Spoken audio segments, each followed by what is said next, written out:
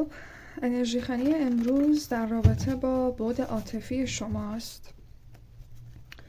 پیشگویی عاطفی و میخوایم بدونیم که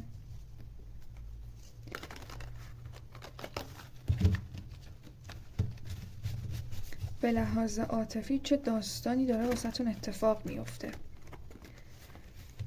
و بیشتر انرژی هایی که در جریانه یا انرژی هایی که قراره که اتفاق بیفته و این انرژی خانی برای همه میتونه باشه. خب کلا نیت عاطفی هست. من خودم هم با شما نیت میکنم و نمیدونم که کارتا قراره که این سری کدوم دسته از افراد رو انتخاب کنن، کات، کراش، سینگل و هر چیزی که باشه من همون رو بهتون میگم. حالا اینکه نمیدونم، بریم ببینیم این کارت.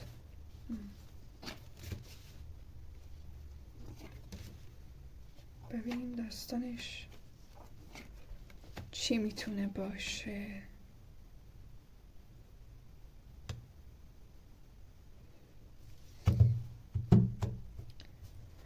خب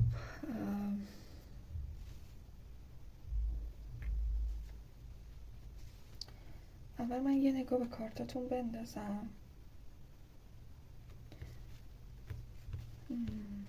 1 2 3 4 4 تا کارت از 6 تا کارتتون 1 2 3 4 5 تا کارتتون میجر آرکانا هست و کارت های لالونا، الدیابلو، لا استرلا، الامپرادور و کارت الارمیتانو. اینا میجر آرکاناتون هستن و فکر کنم به لحاظ عاطفی یا قرار وارد یک ارتباطی بشیم که تقدیری هست، یعنی الان دیگه وقتشه که سرنوشت اون بعد عاطفی که همیشه واسمون در نظر گرفته رو ملاقات کنیم، زندگی کنیم، یا اگر در رابطه هستیم جزو روابطیه که تقدیری و سرنوشت ماست و کلا تم این انرژی خانی یک انرژی خانی هست که به لحاظ عاطفی همین قرار اول و آخرتون باشه. یعنی هر داستانی اینجا گفته بشه فکر نمی کنم به لحاظ عاطفی تا سالها قرار باشه واسهتون تغییر کنه.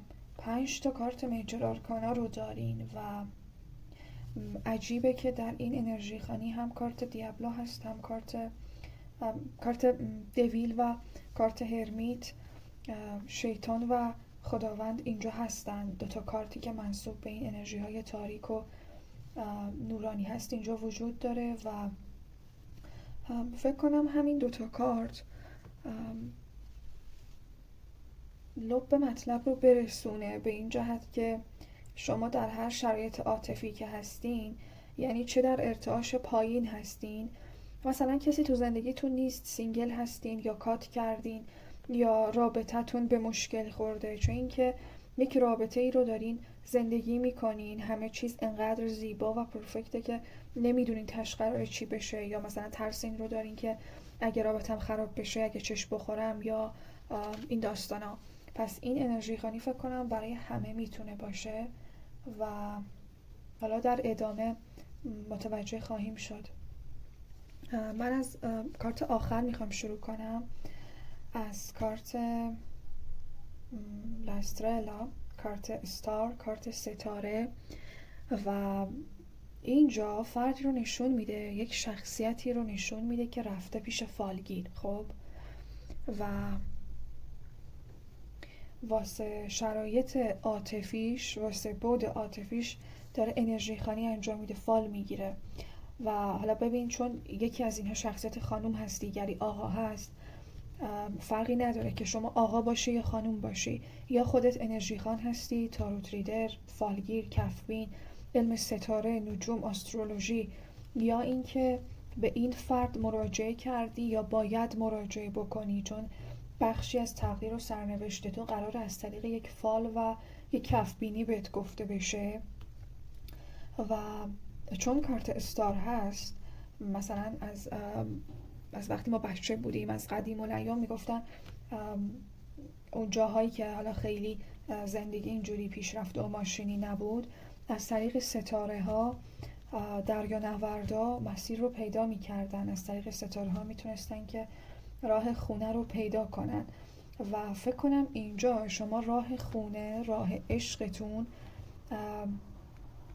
پیشگویی شده، یا مثلا از وقتی که بچه بودین شاید جزو اینایی بودین که مثلا گفتن این نشون کرده پسرموشه، این نشون کرده فلانشه، یا اینکه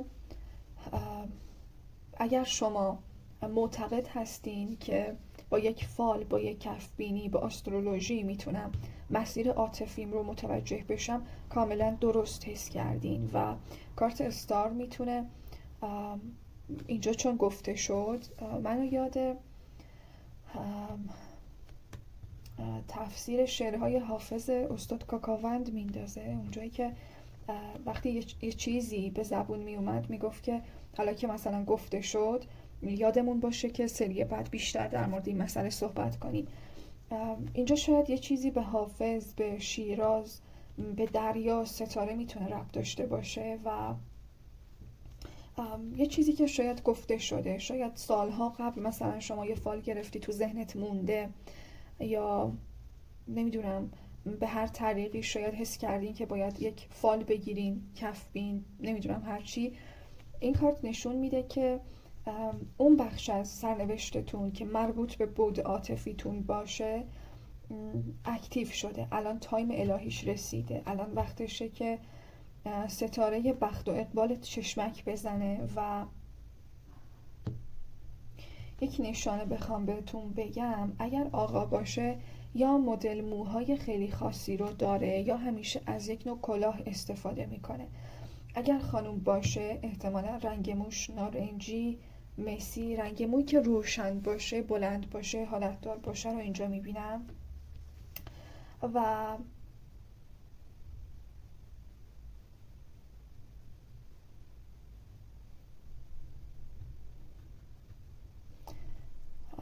این شکل اینجوریش اینجا که این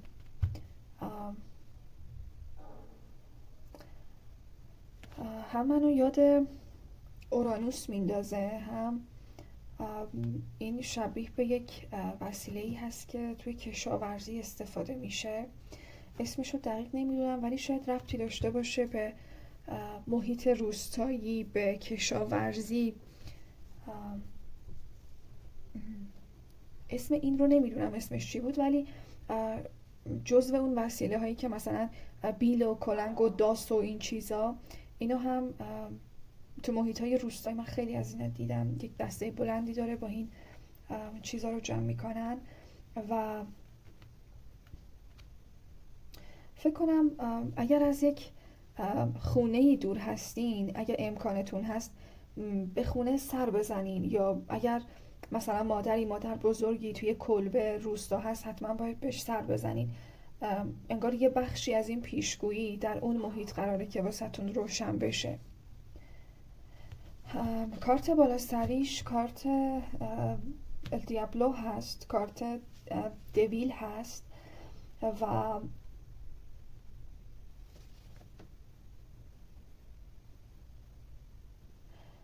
من فکر کنم یه نفر به شدت عاشق شماست که شبا میاد پشت پنجره‌تون، از پشت پنجره شما رو دید میزنه. این میتونه یک محیط، چون اینجا ما کلبه رو داریم، یک محیط سرسبز جنگلی هست، میتونه یک کلبه جنگلی باشه یا یه خونه شبیه به خونه های شمال، کلبه هایی که تو شمال هست، گیلان، مازندران، یا اگر خونه باغی هست شما در یک همچین محیطی زندگی میکنین، نشون میده یه نفر همونی که رفته به نیت شما فال گرفته شاید یواشکی میاد پشت پنجره شما رو دید میزنه.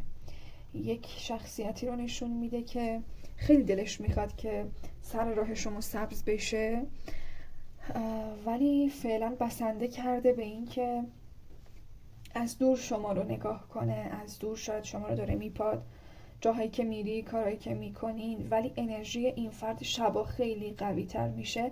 اگر شبا انرژی یک فردی رو حس میکنین، این همون فرده. یا اگر شک کردین به این که مثلا یه سایه‌ای رو بیرون پنجره اتاقم میبینم، یا اگر یه همچین داستانایی هست، البته این رو نمیگم که بترسین، چون نیت این فرد کاملا عاطفی هست و چون نمیتونه جلو بیاد، یا نمیدونم حالا دلیلش چیه، شاید ترس ریجکت شدنه یا هرچی، این فعلا از دور داره شما رو نگاه میکنه و به شدت کنجکاو سرنوشت عاطفیش با شما هست.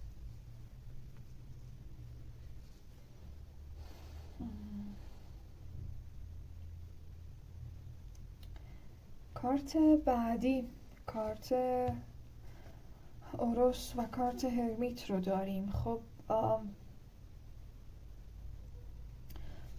از اونجایی که این دوتا کارت خیلی شبیه هم دیگه هستن، فکر کنم این دوتا کارت رو باید ببین. اولش بذار که نشانه بهتون بدم. شاید یک تابلوی نقاشی یا یک پورتره واسه شما یک ساین و نشانه باشه، یک تابلو، یک نقاشی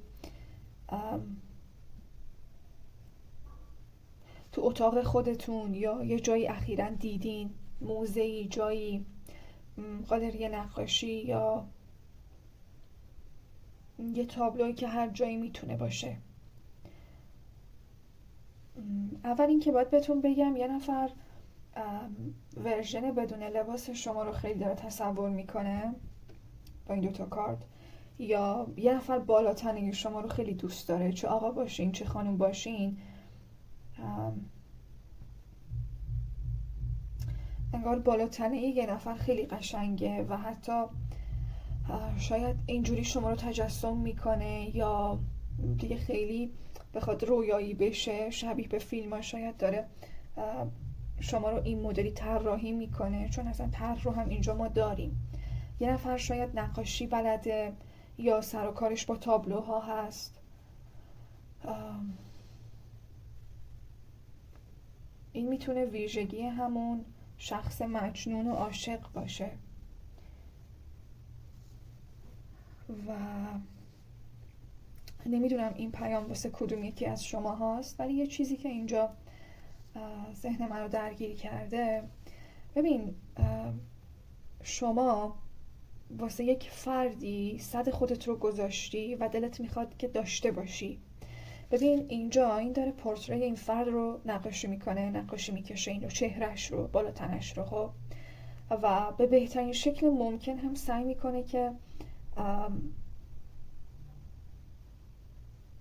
به زیباترین شکل ممکن سعی میکنه که این رو طراحیش کنه، چون این چیزی که واقعا میخواد. ولی شاید این اون چیزی نباشه که شما واسش نیت کردی. شاید اینجا این حرفایی که گفته میشه شما رو به یک فرد به خصوصی میندازه، این چیزایی که گفته میشه رو با اون فرد دارین تصور میکنین، در حالی که یه طرح دیگه همزمان داره واسه شما آماده میشه. یه طرحی که طرح تقدیر، سرنوشته، نقشه شما، پلن شما، یه چیزی که فکر میکنید دقیقاً جلو روته، در حالی که پشت پرده کائنات، پیشگویی ها یه مسیر دیگه ای رو واسط رقم زده، یه مسیری که هنوز جلو نیومده، هنوز ندیدی، نمیشناسی، اینا شناخته هست. و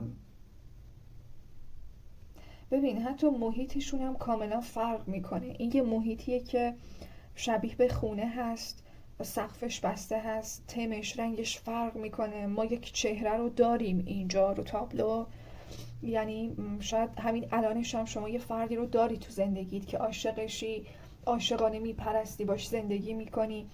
ولی ببین اینجا یه محیطی که کاملا بازه، طبیعته و طرحی که اینجاست هنوز کامل شکل نگرفته و در نگاه اول فکر میکنی که یه خط خطی ساده است. این نقاش مسن‌تره، این نقاش جوان‌تره. شاید شما باید به طرحی که هنوز آماده نشده اعتماد کنین، چون یک انرژی که آگاه تره، پخته تر هست این مسیر رو داره واسهتون آماده میکنه. یه مسیری که شاید اینجا دید شما محدود باشه به 4 دیواری، اینجا ولی دیدتون باز میشه و شاید این سرنوشتیه که هنوز از راه نرسیده، چون هم اینجا مسیر رو نشون میده، هم اینجا آسمون و ستاره هایی هست که هنوز مسیر خونه رو به طور کامل کشف نکردی و اینجا آب رو نشون میده، سرزمین دیگه، محیط دیگه. و فکر کنم سرنوشت عاطفیتون رو هنوز شما ملاقات نکردین. یه اتفاقی داره میفته، یه طرحی داره تغییر میکنه. البته اینا میتونه برعکس هم باشه، خب چون انرژی خانی گروهی هست.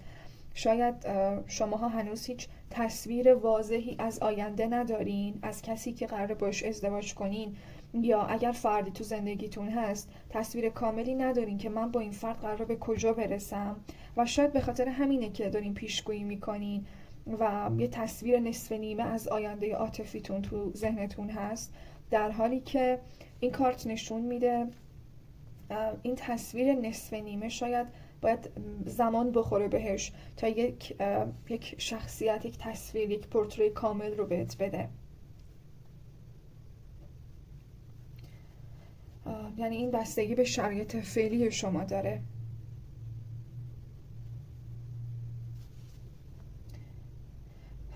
دریا، آب، طبیعت، اینا شاید شما رو یاد یه چیزی بندازه، یه نقاشی خاص، یه پورتره، یک مدل خاصی از تخت خواب ها، از اینایی که توی قصرها هستن، یه همچین مدلی داره. این فقط یه گوشش نشون داده شده ولی کامل مشخص میشه که از اون تخت خواباییه که این چیزش چوبی باشه، یه چیزی شبیه به سقف و اینا داشته باشه. خب و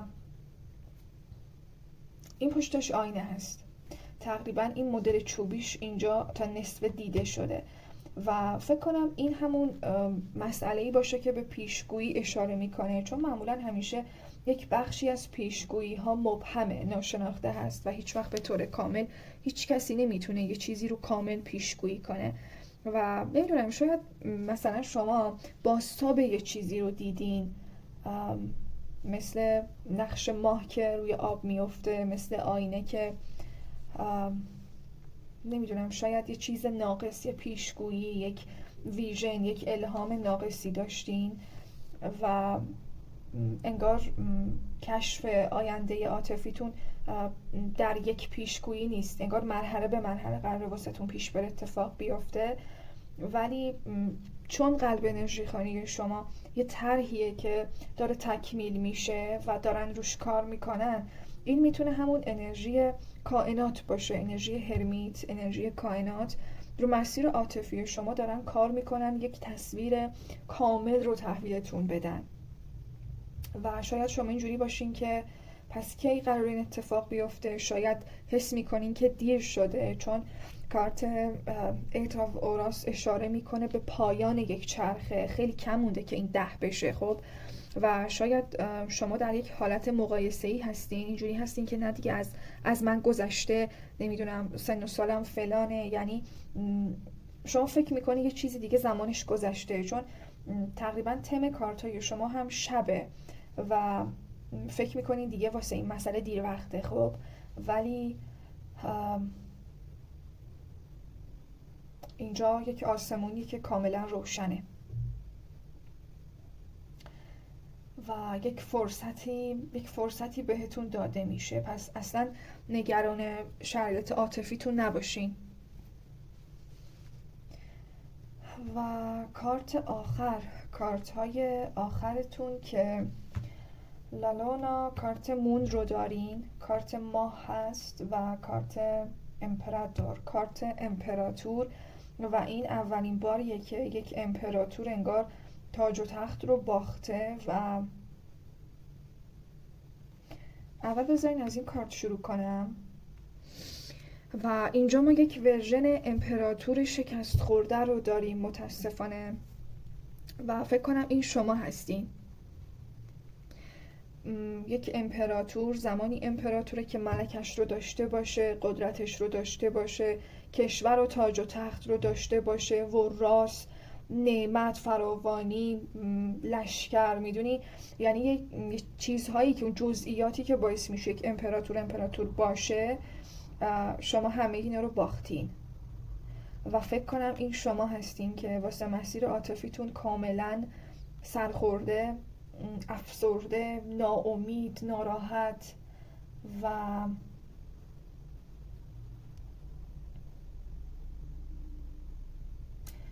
یک کلبه چوبی رو داریم، کلبه محقرانه، و پشت این پنجره بارونه. و شاید تو ویدیو خیلی مشخص نیست، ولی اینجا کامل مشخصه که پشت این پنجره بارونه. خب یک حالتیه که انگار اون بیرون هوا طوفانیه، هوا پسه، و این دقیقا شرایط عاطفی شماست. حالا چه سینگل و مجردین، چه بهتون خیانت شده، کات کردین، طلاق گرفتین، یعنی اون تایتل خیلی مهم نیست. حال و هوا و مودتون مهمه. که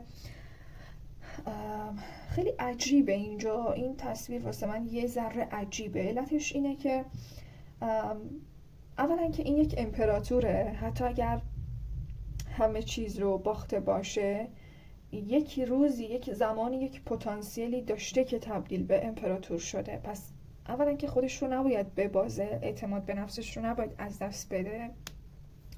دوم این که اینجا روی میز هم نون هست، هم یک سکه‌ای که از سکه باشه، یک سکه‌ای که از سکه باشه، کیسه، میخواستم بگم کیسه، یک کیسه‌ای که پر از سکه باشه هم اینجا هست. و یک گل رز هم داریم اینجا. معمولا چون یک حالت رمانتیک رویایی لاکچری داره، تو این کلبه محقرانه عجیبه که یک رز هست، ولی این میتونه یک ساین باشه، یک نشانه باشه از امید. و چیزی که خیلی عجیبه اینه که ببین اینجا یک گلدونی هست که خیلی پرزرق و برق، یه سری طرح‌ها، نمادها روش هست، رنگ و لعاب داره، در حالی که این روزه اینجا توی گلدونیه که خیلی بیشتر شبیه به این کلبه محقرانه هست. و این یه چیزیه که انگار مثلا از یه کاخی جایی دزدیدی آوردی اینجا. و این روز خیلی برازنده بود که تو این گلدون باشه به جای اینکه تو این باشه. و من فکر کنم این ناراحتی و غم شما، یعنی اینا رو دارم میگم که به اینجا برسم، این ناراحتی و غم شما شاید به خاطر همینه که جای من اینجا نیست، من میتونستم یه جایی بهتر از اینجا باشم، یا مثلا فلانی که الان تو این رابطه هست خیلی پایین تر از منه. ببین مقایسه دوتا گلدون هست، ولی ببین اون کجاست و من کجام. شاید شما الان داری خودت رو با یک کسی مقایسه میکنی که من ازش قوی ترم، قدرتمندترم، من از فلانی خوشگلترم، تواناییم بیشتره، اون از من پایین تره، اون چرا باید اونجا باشه من اینجا باشم. یه نفر با تمام زیبایی ها زرق و برقش رو زمین افتاده، دیگری رو میز هست. و فکر کنم نباید قضاوت کنین، چون این کارت نشون میده حتی شاید اونایی که زرق و برقشون بیشتره هم رو زمین بمونن. میدونی منظورم چیه؟ این گلی که اینجاست، با وجود اینکه این گلدون ارتفاعش بیشتر از اینه، ولی بازم نصف بیشتر این روزه بیرونه، چون این ساقه خیلی بلندتره و اگه تو این گلدونه باشه این روزه اصلا جا نمیشه، میفته. فکر کنم یه جاهایی منطق زندگی رو ما نتونیم درکش کنیم، هرچند در ظاهر فکر کنیم من قشنگترم، من تواناترم، ولی فرصت به یکی دیگه همیشه داده میشه. و فکر کنم این الان شما هستین که در همچین شرایطی هستین، باز هم ولی ناامید کامل نیستین، چون هم یک کیسه پر از سکه هست، هم نون هست، همین که هنوز تا اون حد پیر و فرتوت نشدین که نتونین کاری واسه زندگیتون انجام بدین. پس ناامید نباشین. و یه چیز دیگه که اینجا هست، ببین این یه دستش آزاده، یه دستش ولی درگیره. و چیزی بود که من تو این تصویر دیدم در کارت لونا، این یه فردیه که ببین یه دستش گذاشته رو صخره، دستش درگیره و یه دست دیگهش رو اینجا مشت کرده. خب و نکته این کارت لونا، کارت ماه، این دستیه که از آسمون داره میرسه و چه اشتراک این دوتا کارت دسته. ببین من حس میکنم پیام این کارت، یعنی اون جمله‌ای که میشنوم اینه که با دستایی که یه چیزی رو چسبیده یا گذشته رو چسبیده، دستایی که آزاد نیست. من نمیتونم یک آینده رو به این دست رو بسپرم. یعنی شاید شما یک فردی رو چسبیدی، ول نمی کنی و کائنات اینجا میگه که تا وقتی که تو درگیر این فرد باشی من نمیتونم چیزی که میخوای رو بهت بدم. دقیقا حالتی که اینجا داره اتفاق میفته. ببین شما یه فردی رو داری عاشقانه تجسم میکنی، چسبیدی بهش، ول نمی‌کنی، در حالی که اصلا یه طرح دیگه واسه تو در حال چیده شدنه. و بچه اشتراک این دوتا کارت همین دسته. ببین شما باید دستت آزاد باشه، رها باشه تا بتونی اون دستی که میاد به سمتت رو بگیری. این دست کائناته، دست سرنوشته. رها کن هر چیزی که الان دو دستی چسبیدی ول نمی کنی رو رها کن. رها کن تا این دست سرنوشت، دست کائنات، دستت رو بگیره، اون چیزی که میخوای، اون عاشقانی که میخوای رو بهت بده.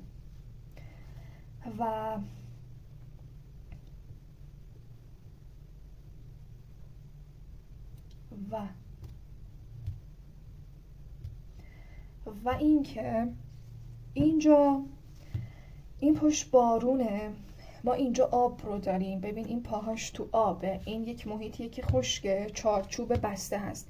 این یه محیطیه که بازه و این استعاره خیلی قشنگه. اینجایی که این پاهاش رو خشکیه، این پاهاش تو آبه. فکر کنم سرنوشت عاطفی شما وقتی اتفاق میفته که جا به جا بشی، سفر کنی، سرنوشت عاطفی شما در یک محیط دیگری هست، همونطور که ببین اینجا گفتیم. پس فکر کنم این چیزی که اینجا بهتون گفتم بی دلیل نبوده. دریا نوردا از روی ستاره مسیر خونه رو پیدا می‌کردن. فکر کنم شما باید دل به دریا بزنی، سفر کنی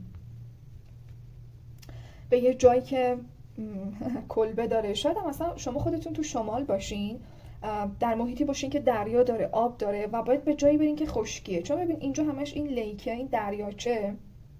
آره ببین حتی دریا هم نمیتونه باشه، چون اینجا هم این خیلی کوچیکه، هم این میتونه یه دریاچه باشه. یه تغییر محیطی از محیط شاید گرم به محیط سرد.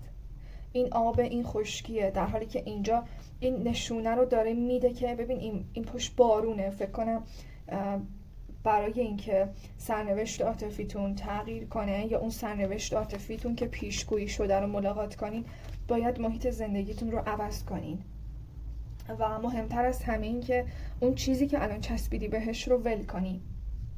ببین با این دستا میتونی، آره ببین میتونی امتحان کنی، میتونی این گل روزه رو ورداری بذاری تو این گلدون، ببینی اصلا میشه نمیشه. میتونی از این نون استفاده کنی، میتونی از این کیسه‌ای که توش پر سکه هست استفاده کنی، ولی زانوی غم بغل کردی و هر چقدر بیشتر اینا رو چیز میکنم چیزای بیشتری به ذهنم میرسه.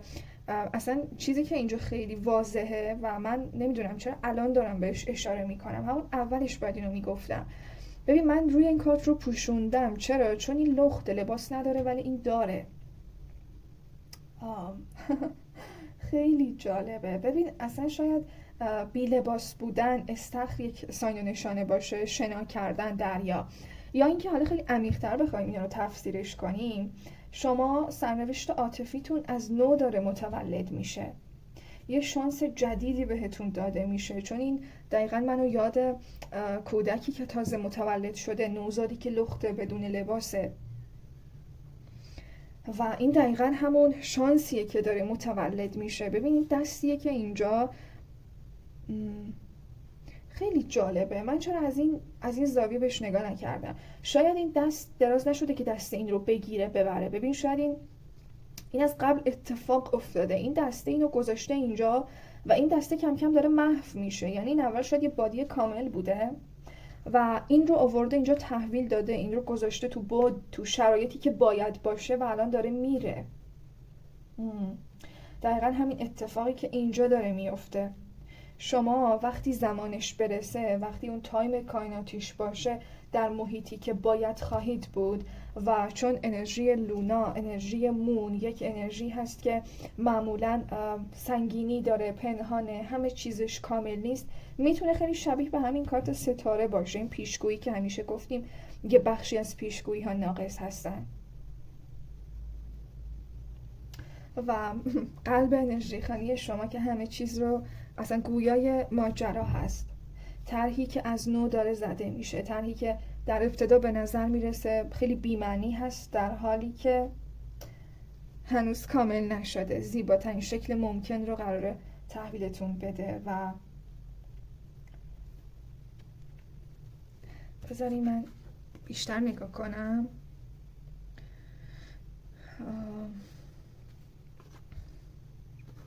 این طرحی که اینجاست فکر کنم لباس باشه، این لباسش رو در آورده. شما باید این شرایطی که الان درش هستین رو بیخیالش بشین. میدونین چرا میگم بیخیالش بشین؟ چون اینجا امپراتوریه که همه چیز رو از دست داده و اصلا شبیه امپراتور نیست. این رابطه در ظاهر واسه شما عالیه، پرفکته، شما داری سعی میکنی که به بهترین شکل ممکن ببینی، در حالی که ته دلت غمزده‌ای، افسرده‌ای و باید منتظر شانس عاطفی جدیدت باشی.